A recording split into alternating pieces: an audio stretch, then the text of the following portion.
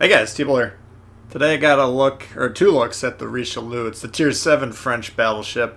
Here's my JoJo build on the screen. And the first game here is kind of, I'm by no means an expert at this ship. I got it about 2/3 upgraded. I don't know how many games that is.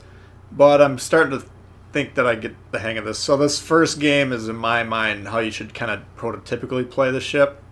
And then the second game I got for you is one of the more interesting games that I've played in a while, so I thought I'd add that on. There's a little bit of a bonus for you. So the way the deal with the Richelieu is it's got 8 guns, all of them in the front. You can see secondaries out the back. There's actually 2 turrets of secondaries on the sides, and then those 3 turrets on the back. And the secondaries are decent on this ship, and we'll see them in play a little bit later in the video. But essentially your main guns are all in the front, and the front of the ship is extremely heavily armored. So if you angle this at shots that are coming at you, anywhere from 10 degrees on either side until, basically straight at the target, you're not going to be taking a lot of damage in this thing. So it is kind of a backup and a go forward and back type of a ship, not side to side as much. You want to kind of anchor positions. But I've been using this ship as kind of a ratchet to gradually apply pressure throughout the match and kind of press the enemy back. So you can see here I move forward and capture a little bit of territory.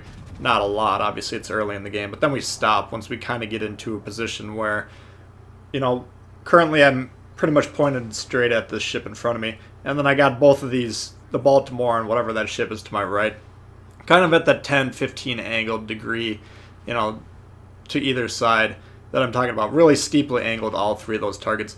You kind of want to be steeply angled at everything that can, realistically be shooting at you at any moment. And that's how far you want to move forward. And then you just kind of, apply pressure there. And you can see I'm backing up now. You just kind of want to move forward, and then if you need to kind of back up a little bit, feel free to do so. You can see I was I was a little bit too far forward, a little overextended. So by backing up, we're kind of steepening the angle of any incoming fire. So what do you need to be doing when you're playing a ship like this, which is kind of a stop and start or forth and back type of ship? You need to keep an eye on the map extremely well. You can see I've got the main threats to my ship are all kind of outside of my firing range, and the ships that are within my firing range, I'm kind of able to angle against all those, at least at the moment. The one at the right's pushing forward a little bit, but it is a Algerie that heretofore has been spamming HE the entire game, so angling against that one isn't the primary threat here. We do have the Vanguard and then the Baltimore to the north, which are kind of more important. Now the Z-23 is moving into the side. This is a situation where I need the people below me to my south to go over there and deal with that threat. I can't, if I have to angle towards the smoke cloud, which, is probably going to have to happen at this point just because of the situation, then I'm going to expose myself to shots on the side here. But again, because previously we were positioning ourselves where we're not too overextended, we're just kind of keeping the main threats, at the edge of our firing range, at least at this early start of the game. That's going to allow us to make this turn and be much less threatened to shots on the side here. So Algerie decides to poke out, and we're going to go ahead and take a shot at him here. And you'll notice how we begin backing up again. Pop the speed boost. That's going to help us kind of get going backwards. We're backing up for 2 reasons. Number one, that destroyer to the right. Again, I should probably be more steeply angled towards that cloud at this point. Again, because we can check the map and we don't have a lot of broadside threats. The Baltimore can definitely hit you hard there, but you don't want to be torped here in this situation. But once that destroyer kind of came around the island, popped the smoke, if he was going to torp us, they'd be getting here right about now. So we kind of were going forward when he came around. Then we began backing up. So that probably threw off the torps if they were coming. And by backing up again, we're able to kind of absorb the pressure of that Algerie. And then once we dealt with them, then we began pushing forward again. So it's kind of, again, it's not a perfect ratchet because you need to have some flexibility in your thinking and the willingness to move backwards. But you just kind of want to keep pushing on these flanks and really don't give up a lot of ground. Don't overextend, that's kind of the key, but you want to keep, just gradually moving inwards and pushing on these flanks, and you'll overrun the flank, and then you'll be in good position to move on to the rest of the match. Now, at this point, we do have that destroyer to the right again. That's the primary threat. The Baltimore is a major problem for this destroyer. The destroyer, for some reason, thinks his best move is to drive up to this thing and then shoot him with his guns. A Kagero versus a Baltimore. Stupid fight there. I kept yelling at him through the commands to get back. We tried to kill that Baltimore as quickly as possible to keep him alive. Even though he's demonstrated that he's probably not the most reliable player, the only destroyer on your team in a match like this is extremely important, so I was aggressively pushing forward to try and save him. Fortunately, we killed the Baltimore right as he shot the Kagero. And now I need to move away from the Z-23, who is now kind of towards my back right, towards the east. And the team behind me, very passive, very backline, very out of position, probably haven't been influencing the match much at all, at least. They're not in a position currently, so we need them to move forward. But we held on to seed. We cleared out seed. Our side captured it. Now we've held on to it. The Z-23, though, chasing us out of here. That's all we can do in this side. So we're going to move forward and then resume our kind of gradual applying of pressure on this side.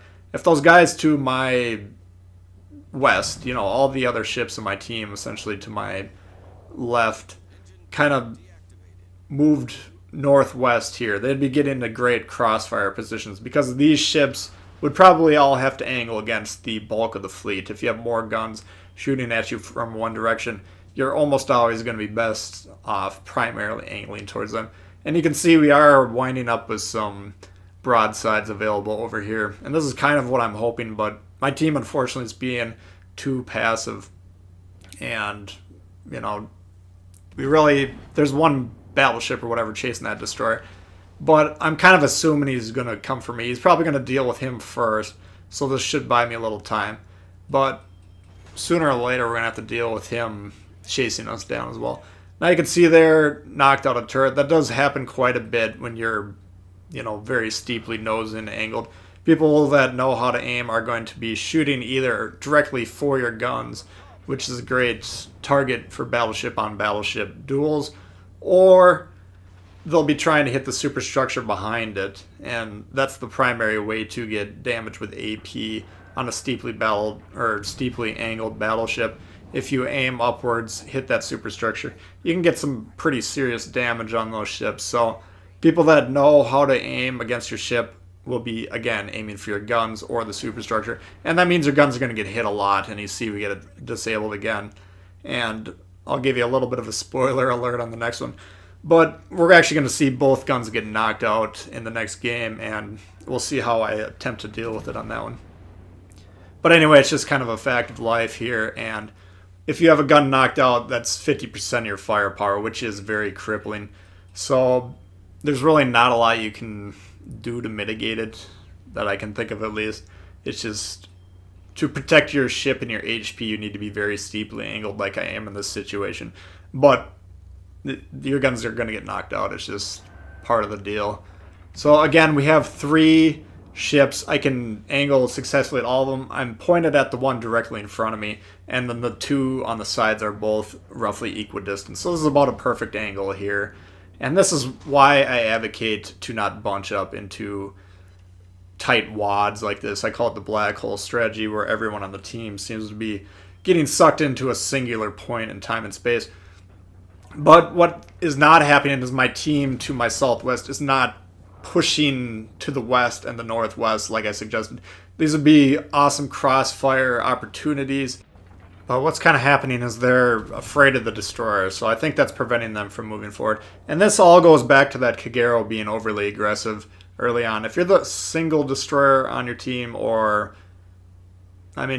destroyer's late game, he could be chasing down the other destroyers, clearing paths for these ships, and then we could be pummeling these guys. This is essentially a 3-on-3 situation if we were all in position. 3 heavy ships. All we need is one destroyer to kind of protect one flank or the other, and then we'd be able to actually pummel these guys.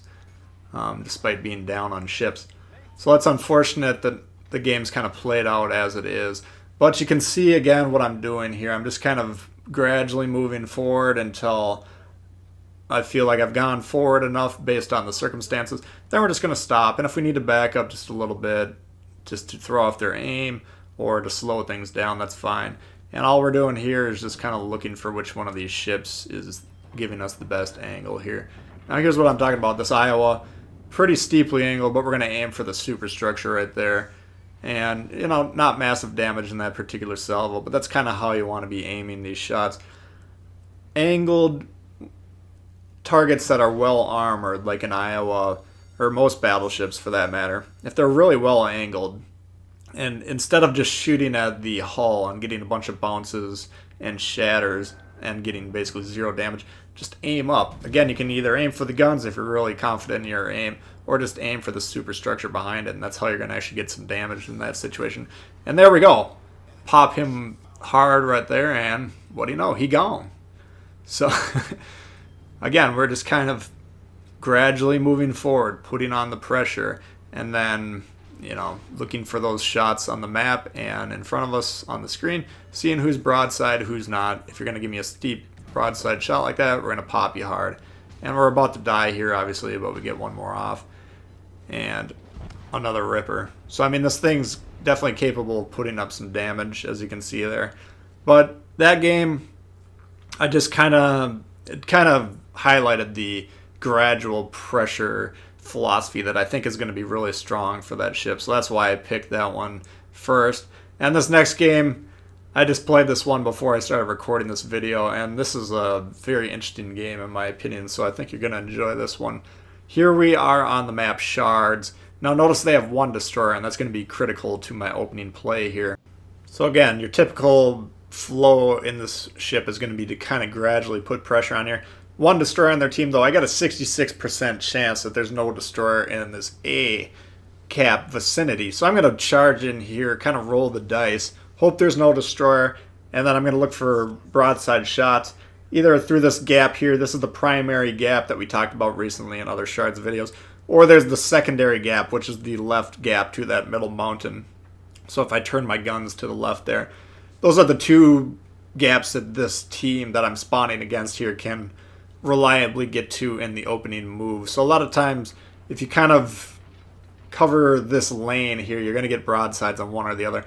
Now again, you're not going to see a battleship typically charge in like this, but at this angle my armor's at, we shouldn't be getting a lot of damage. I'm a little steeply angled to the left there. We should be more tight there. You can see me turning in, recognizing it at the last moment. And we mitigated pretty much all that damage. We did take a little bit, but, you know, nothing major. And that's just kind of displaying the power of the armor in the ship. So if you're really tightly angled like I am here, you know, you're going to be very hard to dislodge from position. So we're doing the opposite of the gradual ratcheting. We're just charging in there as hard as we can.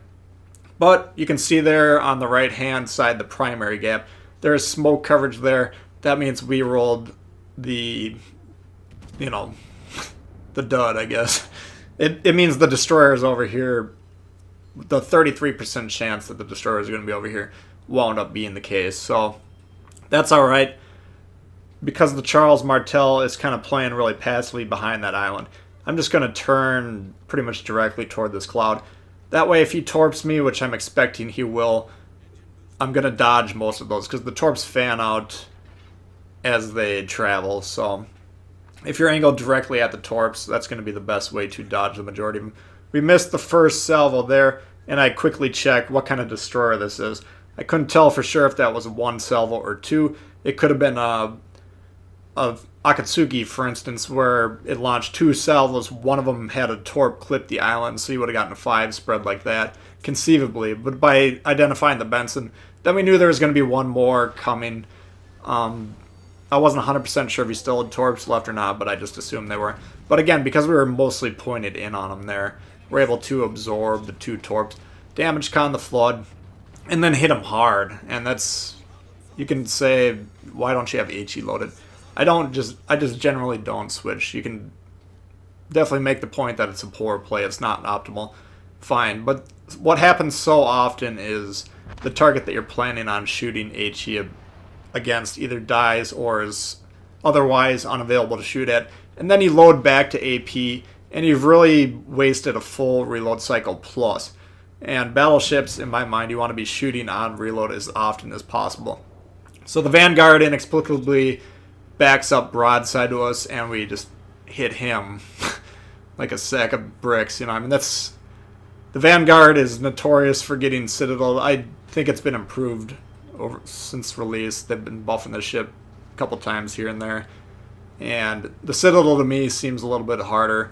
Maybe it's just more players are angling it properly, so you don't hit it as often. But that guy perfectly broadside Citadel there, and we're able to just hit him about as hard as we can.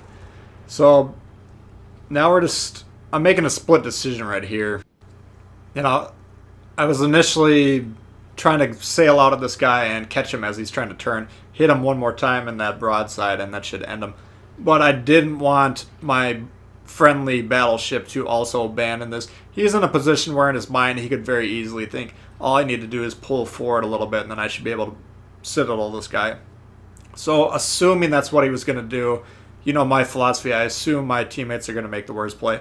I slowed down to stop. I was trying to hold on to my capture points, slid through, and once I recognized that the battleship was in fact making the correct play and capturing that point, then I gun it again. So this guy has a little bit of an advantage. He had time to put some distance between us, had time to angle, but there's a bit of a misplay on my part, but we needed to capture that point. You cannot have two ships in a point and not capture it. That is foolish. That's how you lose games.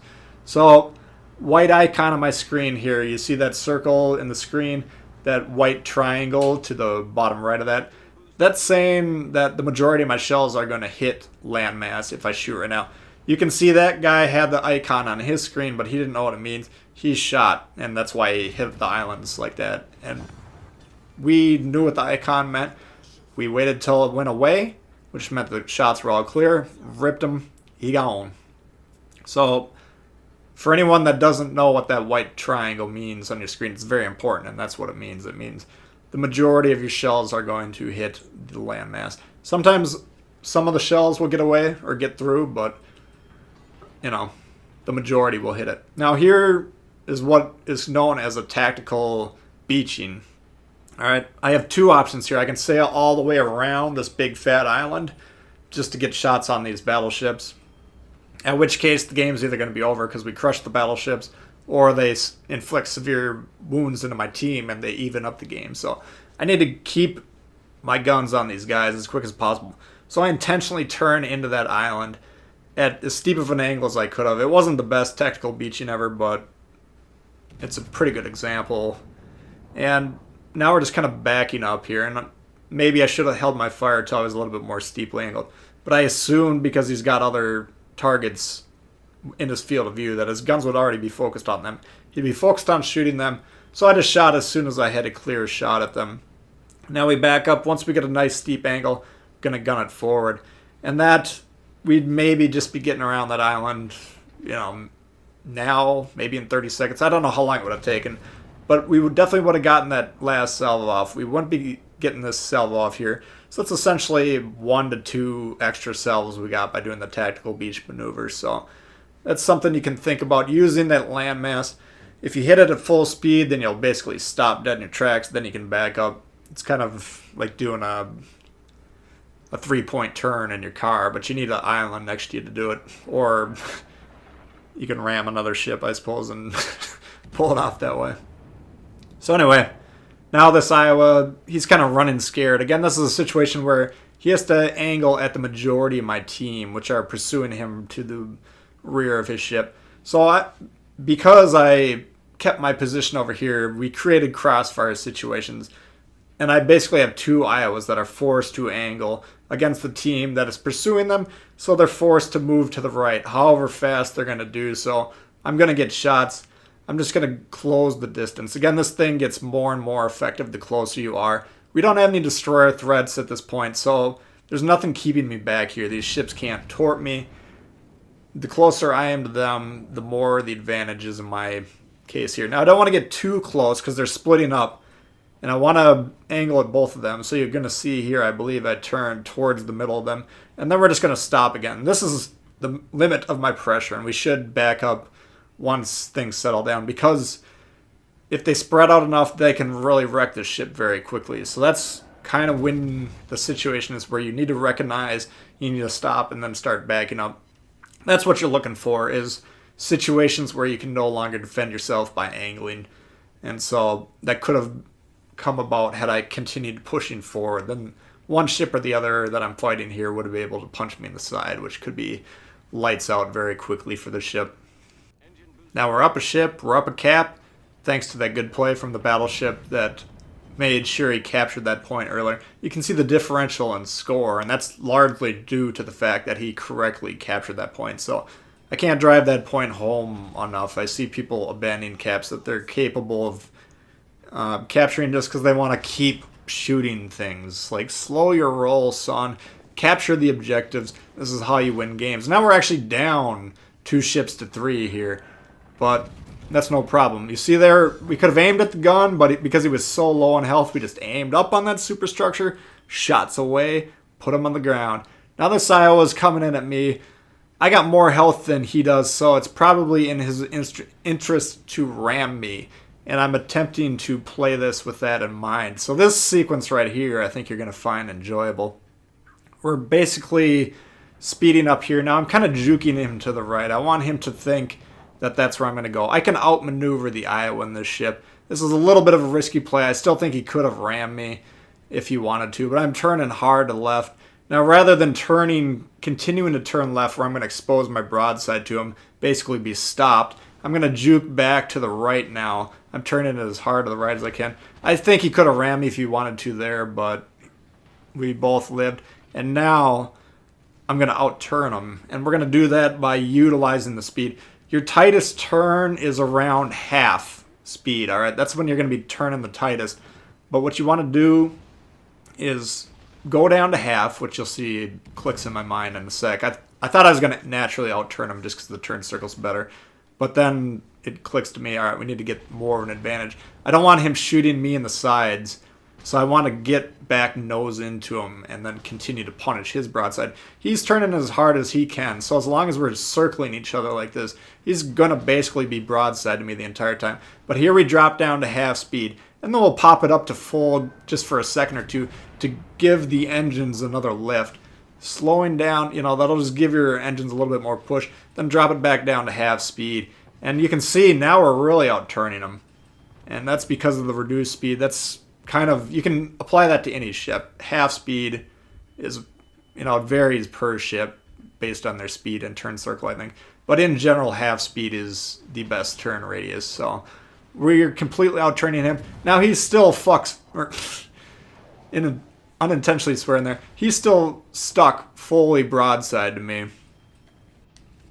So no offense to him, but we just completely outplayed him there, and that was just manipulating both the naturally better turning radius of the ship, but also manipulating that speed and turning in as hard as we could. Now he can't do any damage to us. We're just getting slightly over angle to the right there, but we're essentially locking into a perfect angle, and we blast him. So pretty good duel there, I thought. But at some point in time, we lost one of our turrets. So we're down to 1 turret. And that's going to be an issue here. It's 2-on-1. Us versus this Bismarck, I believe. And you see, we do spot him to the left side of that island there. So in my mind, I'm just thinking, let's get closed in on him. Once I evaluate his health. There, for some reason, I didn't notice him right away. But we evaluated his health. I have more health than him, so I'm not worried about his secondaries because I know they're completely worthless. We're just going to close the distance, again, trying to shoot the superstructure as much as we can and basically wither him down. So there's no reason for me to stay at range. At range, we're more accurate. Maybe this would have worked better had I stayed at range. But in my mind, I'm thinking I got all the advantage. I got the health. I got the guns to deal damage to this guy. I got damage con cycled. If he starts a fire, that's no problem. If he starts 2 fires with those secondaries, just turn the damage con on, and we should be able to win this here. So what could go wrong, right? Not much. So, charging in, I'm at 25,000 health, he's at 2,000 health at the most, you know. We're both steeply angled. Both of these ships are very hard to damage when they're steeply angled.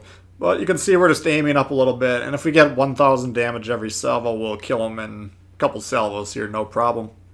So, you know, his secondaries actually aren't going off, so I actually think he's probably not spec'd out for a secondary build. There they start going off, and you can see it's not an issue for me whatsoever.